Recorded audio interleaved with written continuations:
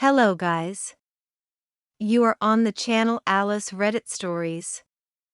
Enjoy watching.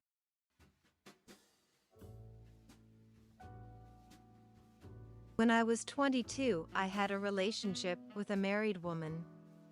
Years later, I found out her second daughter is probably mine.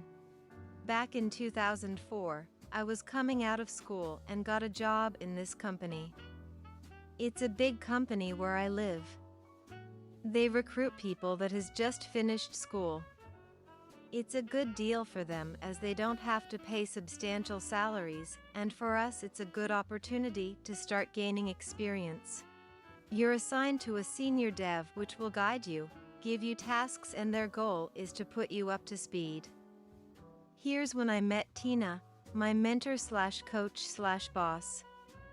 She is 8 years older than me. I enjoyed working with her because I did learn a lot, but I didn't last in that company because I could find a better job closer to home, but we kept in touch not only with her, but with the rest of the teammates too. Without going into too much detail, I developed a crush on her and let it grow so much. Because we kept in touch, I saw her quite often and eventually I made a move, and after some doubts on her side we started a romantic relationship in secret.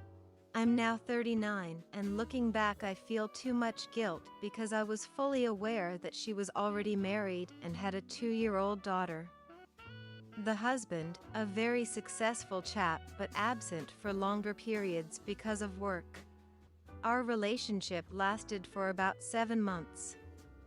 We met every time we could, which was sometimes difficult because the babysitter was not always available or because her husband was in town.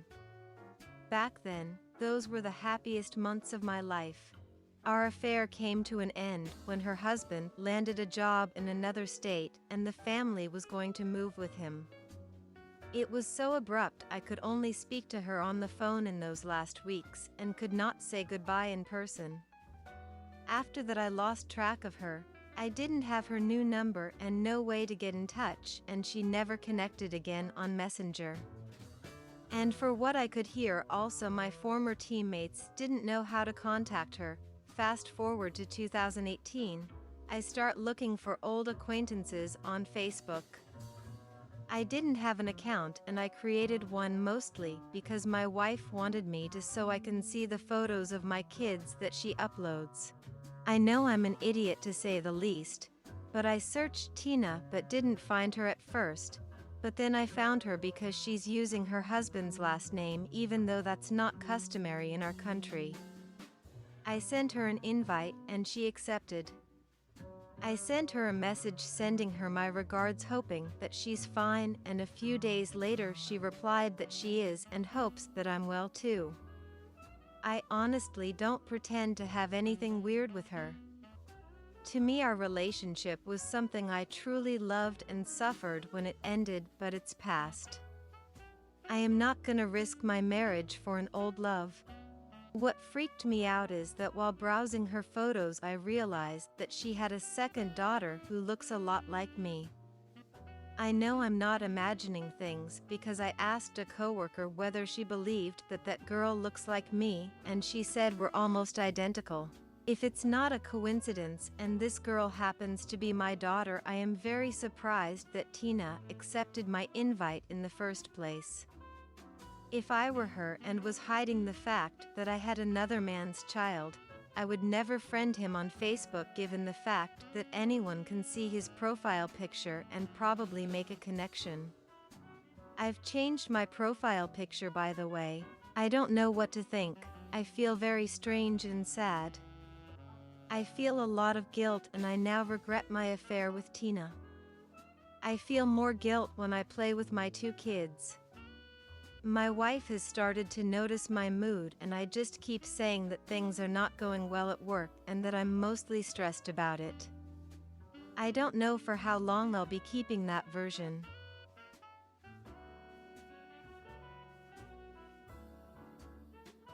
Probably not a great tale, but it's a true one.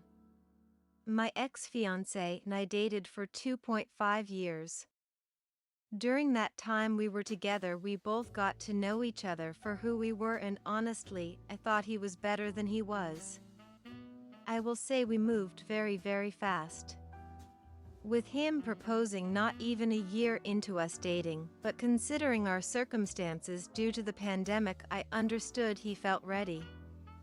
When the pandemic shut everything down in 2020, he ended up losing his job.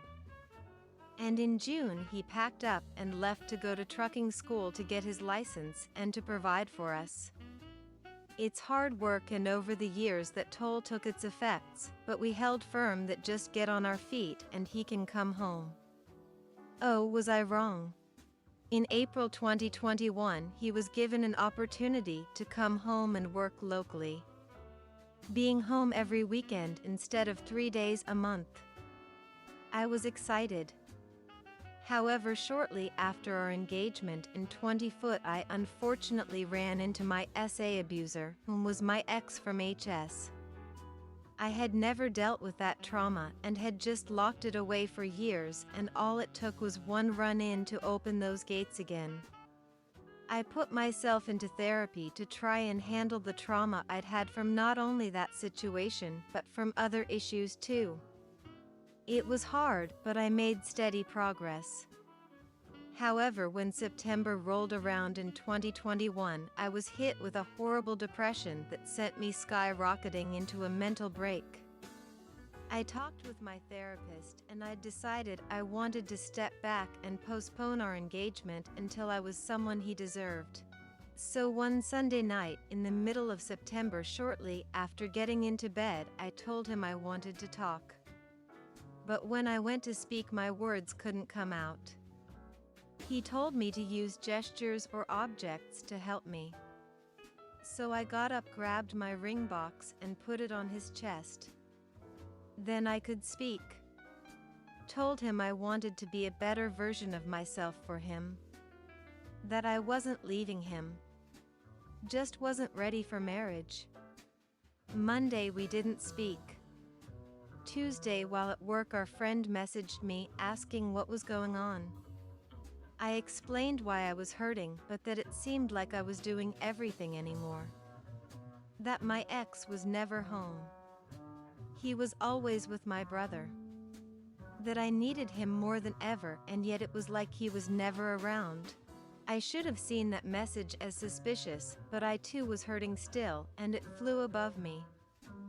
Wednesday we spoke, and it was an all-out argument over what I'd said to our friend. Thursday we didn't speak. Friday he asked me to meet him at town over to stay the night with him, as he didn't have the hour to make it home. It was like things were normal. Like we were past what had happened. Boy, was I wrong. Saturday night hits. I wanted photos of our dog that I knew he had in his Snapchat. When I opened Snap, I accidentally opened the messages. When I went to slide back to the main screen, I'd accidentally opened the message of the gal he had messaged earlier, as his phone hadn't updated Snap yet, so you couldn't slide screens like you could on mine. Boy, was my heart shattered when the images and conversations of another woman, who was his coworker from the company he worked for in 2020. I got up out of bed and called my friend, leaving behind everything but my keys and purse. I left on all the lights and TV that I'd had on already and just got away. The next morning he messaged me in a panic asking if I was okay. He came and picked me up from my friends, and when we got home I asked him, would you ever do anything to hurt me? I asked 2 more times before he realized I knew. He knew I had issues with being cheated on. Yet he did this. I got up telling him, you're only sorry because you got caught, and as I walked up our stairs I stopped, asking myself what I was doing before telling him I don't give second chances. And I don't know why I even care to give it to you. But you have 2 options. So listen carefully. 1, I can pack my things and take my dogs. you'll never see me again. Or 2. You can message her, block her, and fix this. He chose option 2. He apologized for bringing her into this and ruining his family amongst more and blocked her. However, we weren't the same after that. I didn't sleep right for months wondering if he'd done this before. However, in March it came out he'd done it for revenge for me giving my ring back, and a week after that he left me. Thanks for watching. Subscribe to the channel. There are many interesting stories ahead of you.